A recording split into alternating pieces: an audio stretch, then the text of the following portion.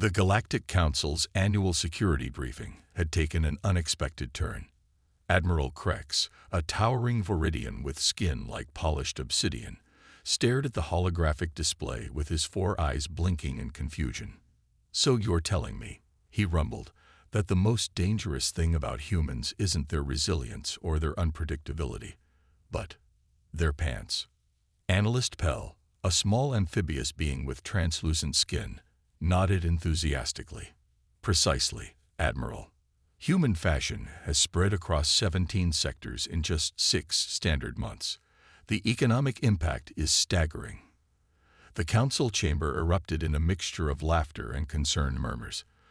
For decades, the galactic community had regarded humans with cautious respect. Humanity's tenacity, their ability to survive in almost any environment, and their peculiar mixture of cooperation and aggression had earned them a reputation as potential threats. But now, they were becoming known for something entirely different.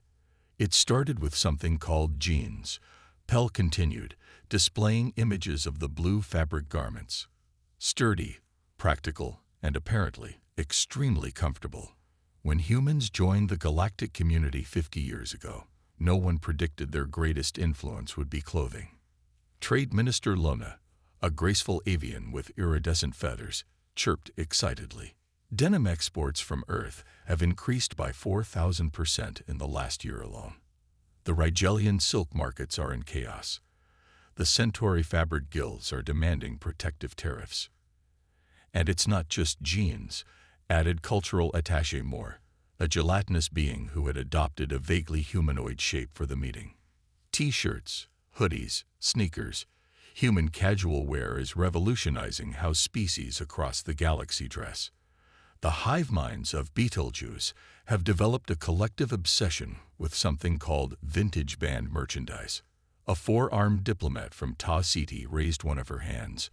"My offspring now refuse to wear their traditional exoskeletons. They only want these cargo shorts. They say the pockets are practical and awesome." Admiral Krex slumped back in his chair, which groaned under his massive weight. For years, military strategists had prepared for potential human aggression, analyzing their warfare techniques, studying their history of conflict. No one had considered their fashions might be the real invasion. "What about their formal wear?" asked a crystalline entity from a methane-based civilization. "My species has begun experimenting with neckties, despite having no necks." Pell nodded, bringing up new images. The business suit has become a status symbol in the financial districts of 12 major hub worlds. Even species with radically different body structures are adapting human designs to their physiology. As the meeting continued, the realization dawned on the council members. Humanity wasn't conquering the stars with weapons or technology. They were doing it with style, one garment at a time. And the galaxy, it seemed, couldn't get enough. Jack Miller, Earth's ambassador to the Galactic Council, couldn't stop grinning as he walked through the Grand Bazaar of Arcturus Station. All around him, aliens of every conceivable shape and size were sporting variations of Earth fashion. A group of methane-breathing Curlians floated by in what appeared to be Letterman jackets modified for their gaseous bodies. A silicon-based life form had somehow incorporated a baseball cap into its crystalline structure. When we joined the galactic community, Jack mused to his assistant Tom, "We thought we'd be sharing our science, our art, our philosophy. Who would have guessed our most valuable export would be blue jeans?" Tom, a young diplomat on his first off-world assignment, nodded in amazement. "The cultural exchange officer told me that last week's Earth Vintage Fair had to be shut down after a riot broke out over the last pair of authentic 20th century Converse sneakers." The impact went far beyond economics. Human fashion had created seismic shifts in alien societies. The rigid caste structure of the Draconian Empire had begun to erode as lower castes adopted human work clothes as symbols of pride rather than status. The highly formalized Pleiadian diplomatic protocols were thrown into disarray when their ambassadors began wearing casual Friday attire to important negotiations. "Look at that," Jack pointed to a holographic advertisement featuring a six-limbed Andromedan celebrity modeling what appeared to be a denim jumpsuit modified for their multiple appendages. The tagline read, "Earth Style, Be Comfortably You." "That's Zorb," Tom explained. "Biggest pop star in 3 sectors. Started wearing human fashion last year, and now everyone wants to dress like them." As they continued their walk, they passed a boutique called Authentic Human Vintage. Inside, a crowd of alien customers examined Earth garments with reverent care. A tentacled shopkeeper was explaining the cultural significance of something that looked suspiciously like a 1980s neon windbreaker. The humans, the shopkeeper pontificated to their rapt audience, used these bright colors to assert dominance over their environment. The louder the garment, the higher the status of the wearer. Jack suppressed a chuckle. The aliens' interpretations of human fashion trends often missed the mark in hilarious ways, but their enthusiasm was genuine. The fashion phenomenon had transformed humanity's role in galactic politics. Previously viewed with suspicion due to Earth's history of warfare, humans were now seen as cultural innovators. Trade routes to the Sol system were among the busiest in the galaxy. Earth fashions were now so valuable that they had created a new class of smugglers specializing in counterfeit human brands. "Ambassador," Tom said, checking his communicator, "we've received an invitation from the Arcturian High Minister. They're requesting your presence at the unveiling of their new traditional ceremonial uniform." "Let me guess," Jack replied with a knowing smile. "It incorporates elements of human design. Apparently, it's inspired by something called Hawaiian shirts." Jack laughed out loud. Of all the ways humanity might have made its mark on the galaxy, no one could have predicted it would be through fashion. Not with weapons or technology, but with t-shirts and jeans, humanity had conquered the stars. Professor Eliza Jones stepped onto the stage of the Grand Amphitheater at the Galactic University of Cultural Studies. The auditorium was packed with beings from across the known universe, all eager to hear the foremost human expert on what had become the most studied phenomenon in recent galactic history, Earth fashion. "The question we must ask," she began, adjusting her glasses, "is not why alien species have adopted human clothing styles, but what these garments represent in a broader context." A holographic display behind her showed the evolution of human fashion through the centuries, from elaborate historical costumes to modern casual wear. "Human fashion is uniquely democratic," Eliza continued. "Throughout our history, styles have moved both up and down our social hierarchies. What begins as workwear can become high fashion. What starts as elite can become everyday. This fluidity reflects a core human value: the belief that identity can be chosen, not just assigned. This concept was revolutionary in a galactic community where many species had rigid social structures determined by biology or tradition. The idea that one could change their social presentation through clothing was, to many aliens, a profound philosophical statement. A heptapod scholar raised one of its 7 limbs. "But Professor, isn't human fashion inherently tied to your species' unusual obsession with visual appearances?" Eliza smiled. "An excellent question. Humans are indeed visual creatures, but our fashion goes beyond mere appearance. It's a language, a way of communicating who we are, who we want to be, or sometimes who we're pretending to be." This explanation resonated particularly with telepathic species who had adopted human clothing despite having no practical need for it. They had discovered that fashion offered a new form of expression that even thought sharing couldn't replicate. "Consider the humble t-shirt," Eliza continued, displaying images of various printed tees. "It can declare allegiance to a musical group, express a political opinion, share humor, or simply display an aesthetic preference. It's communication without words, identity made visible." The audience murmured in appreciation. Many were wearing their own interpretations of human fashion, from elaborate hybrid designs to straightforward copies. "But perhaps the most revolutionary aspect of human fashion," Eliza said, her voice growing more passionate, "is its emphasis on comfort and practicality alongside expression. Many galactic cultures separated functional attire from status indicators. Humans combined them. This fusion had created the most significant disruptions in alien societies. Species that had worn uncomfortable ceremonial garb for millennia were now questioning these traditions. Young Arcturians were rejecting their ancestral shell decorations in favor of comfortable hoodies, causing generational conflicts across their 17 colonies. In essence, Elisa concluded, human fashion embodies our contradictions. It is both individualistic and tribal, practical and frivolous, meaningful and arbitrary. It reflects our unique place in the universe as beings caught between biological imperatives and cultural aspirations. As the lecture ended and the diverse audience filed out, many were deep in thought. What had begun as a simple adoption of alien clothing styles had evolved into a profound cultural exchange that was challenging assumptions across the galaxy. Human fashion wasn't just changing how beings dressed, it was changing how they thought about themselves and their societies. The first intergalactic fashion week held on neutral territory was unlike anything the galaxy had ever seen. Orbiting space station Harmony 9 had been transformed into a showcase of style that transcended species boundaries.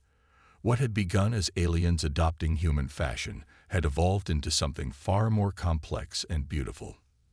Designer Tool, a gaseous entity from the clouds of Jupiter, floated above the runway as models of various species displayed their creations.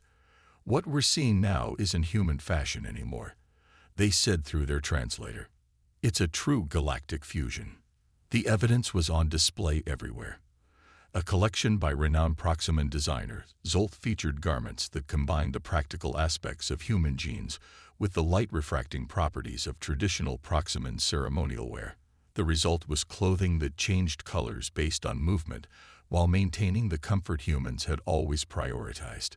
The initial wave was simply aliens adopting human styles, explained fashion critic Orla Reed, watching as a six-legged mantivoran strutted down the runway in what appeared to be a cleverly redesigned business suit. What's happening now is true cross-pollination. Human designers are incorporating alien aesthetics and materials, while alien designers are reinterpreting human basics through their unique cultural lenses. This fusion was creating entirely new categories of clothing.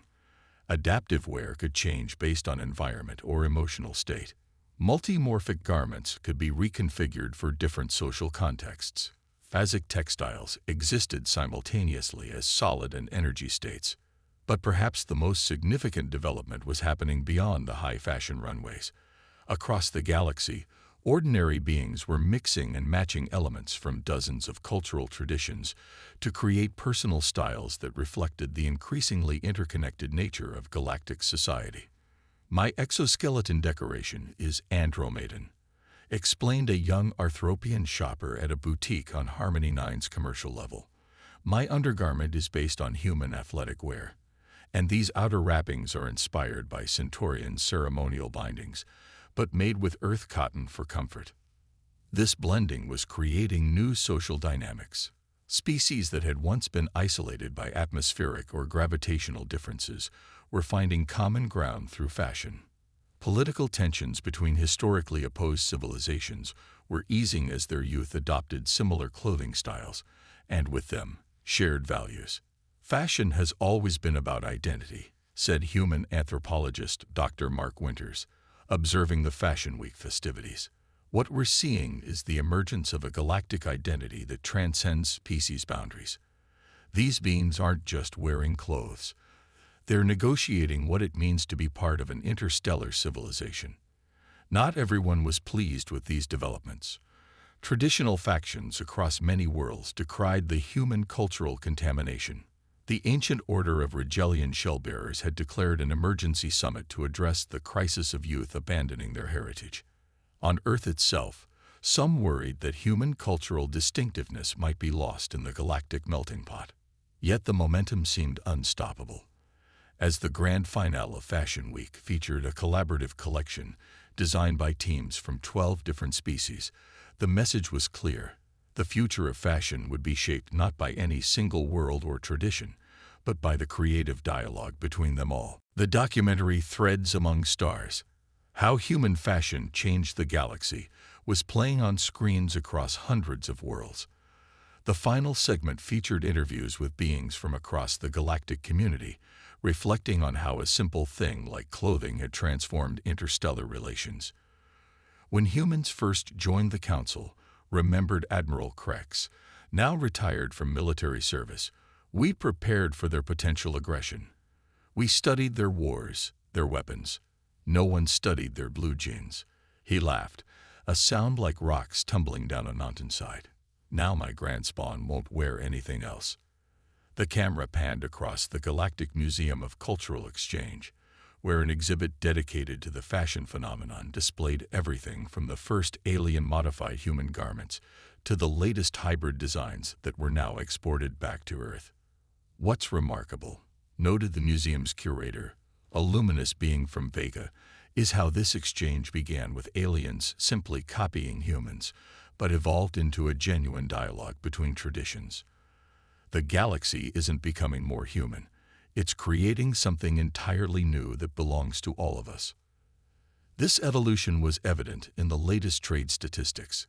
Earth still exported traditional human fashions, but now imported just as many hybrid designs.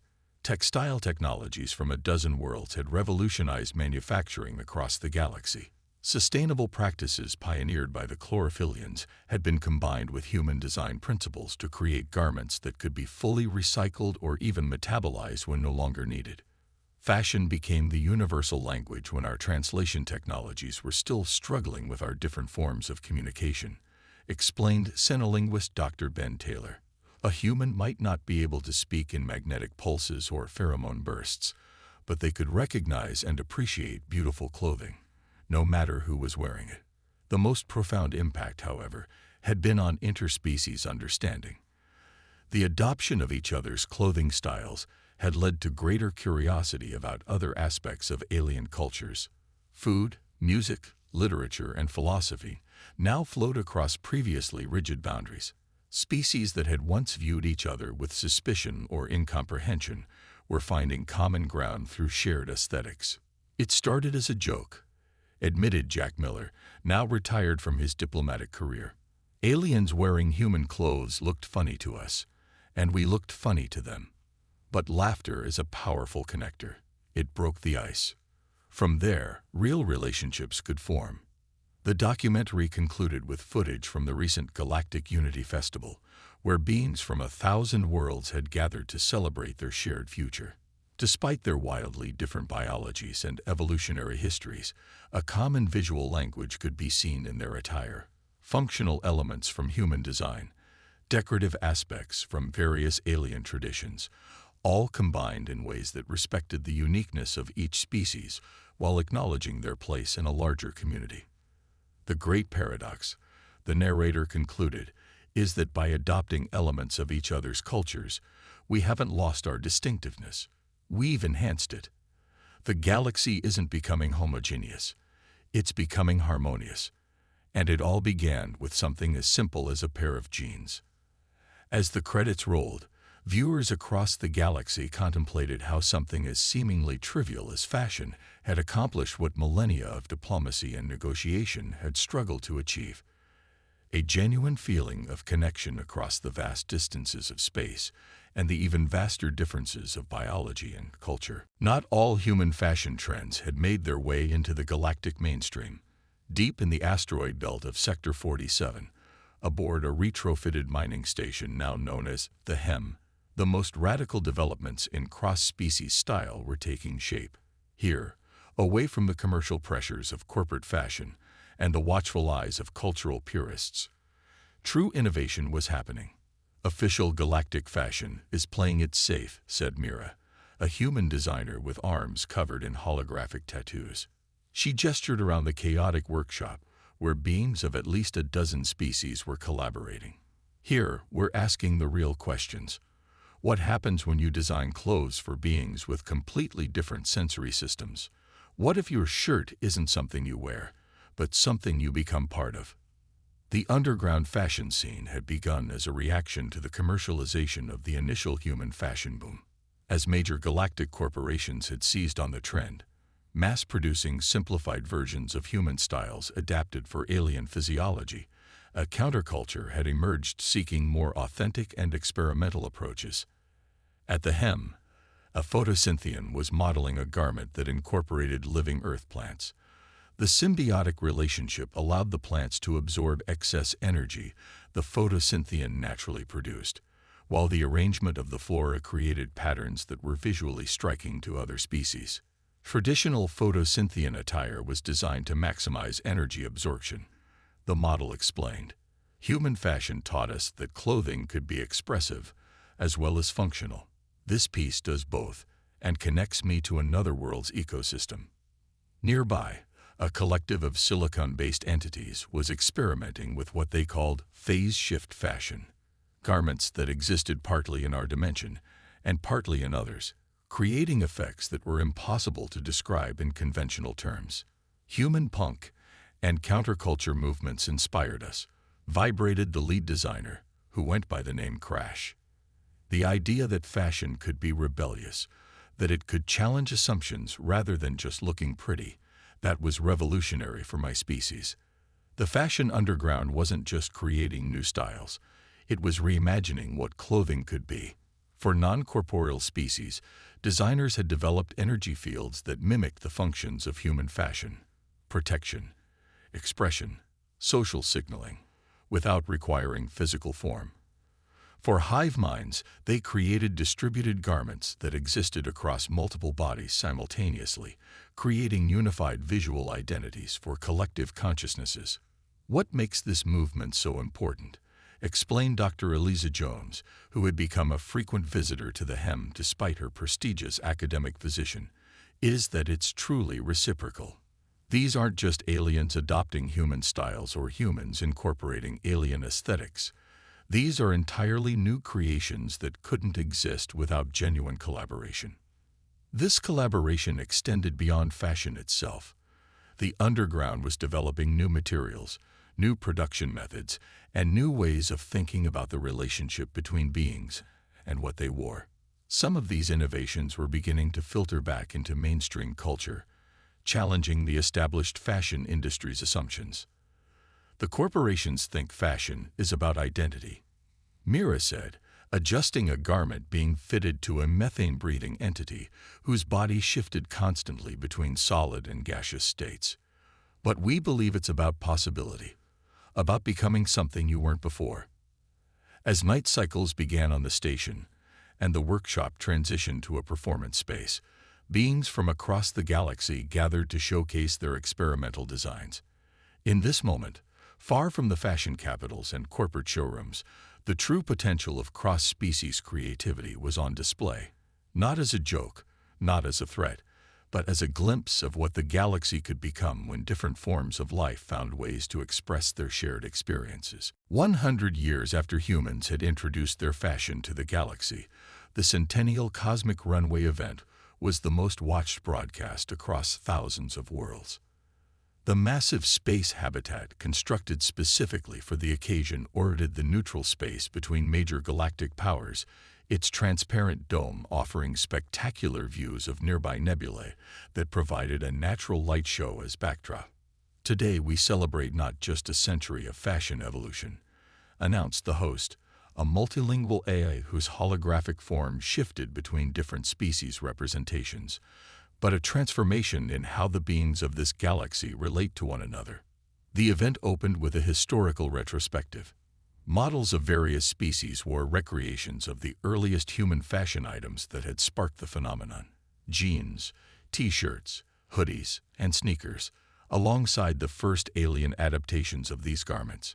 The audience chuckled at how crude those early attempts had been, when extra limbs were awkwardly accommodated and different physiologies forced bizarre modifications. As the show progressed through the decades, the evolution was clear. The second generation had featured better adaptations of human basics. The third had begun incorporating elements of various alien traditional garb. By the fourth, truly innovative hybrid styles had emerged. And now, after a century of cross-pollination, fashion had transcended its origins entirely.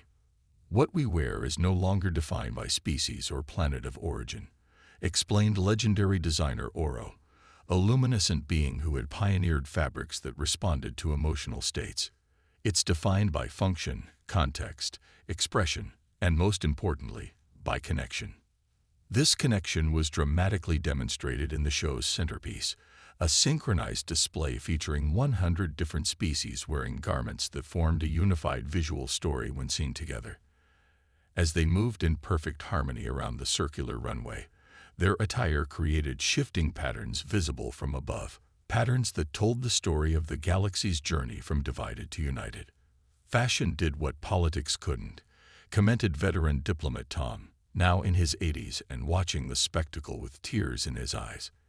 It gave us something to talk about besides our differences, something that delighted rather than threatened us about each other. Not that the journey had been without complications. The exhibition halls surrounding the runway displayed artifacts from the fashion wars, periods of tension when clothing had become politicized, when traditional factions had fought against cultural blending, when corporations had exploited labor across species boundaries to meet demand. But the exhibition also showed how these challenges had been overcome, how ethical manufacturing coalitions had established cross-species labor standards, how cultural preservation programs had ensured traditional garments weren't lost amid the excitement of innovation, how fashion had ultimately become a model for how different beings could share and create together without domination or erasure. The true legacy of the fashion phenomenon, read the final plaque in the exhibition, is not the garments themselves, but the processes they inspired, of cultural exchange, of collaborative creation, of finding unity in diversity. As the grand final began, the audience gasped at the unveiling of what was being called fifth-dimensional fashion, garments that existed simultaneously in multiple states, that could be perceived differently by different sensory systems, that connected wearers across vast distances through quantum entanglement. A century ago, the host concluded as spectacular fashions from 1,000 worlds paraded around the cosmic runway. Humans arrived in galactic society carrying their histories of conflict and their potential for disruption. The galaxy prepared for the threat they might pose. Instead, they brought blue jeans and t-shirts, hoodies, and sneakers. What began as a joke, aliens in human clothes, became the thread that would bind the galaxy together. As the show ended and beings from across the cosmos mingled in their spectacular attire, the truth was evident to all. In a universe of infinite difference, they had found connection in the simple act of getting dressed.